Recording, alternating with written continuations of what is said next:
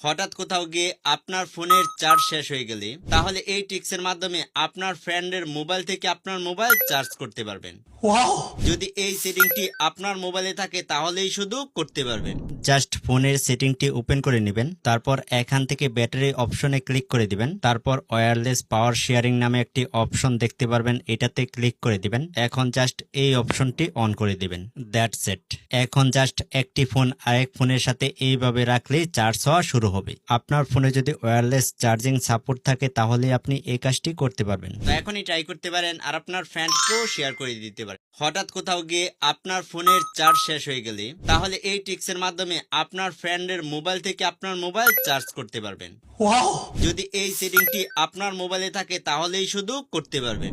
Just ফোনের সেটিংটি open করে নেবেন, তারপর এখান থেকে ব্যাটারি অপশনে ক্লিক করে দিবেন, তারপর ওয়্যারলেস পাওয়ার শেয়ারিং নামে একটি অপশন দেখতে পারবেন, এটাতে ক্লিক করে দিবেন। এখন জাস্ট এই অপশনটি অন করে দিবেন। That's it. এখন জাস্ট একটি ফোন আরেক ফোনের সাথে এইভাবে রাখলেই চার্জ হওয়া শুরু হবে। আপনার ফোনে যদি ওয়্যারলেস চার্জিং সাপোর্ট থাকে তাহলে আপনি এই কাজটি করতে পারবেন। তো এখনই ট্রাই করতে পারেন আর আপনার ফ্রেন্ডকেও শেয়ার করে দিতে পারেন।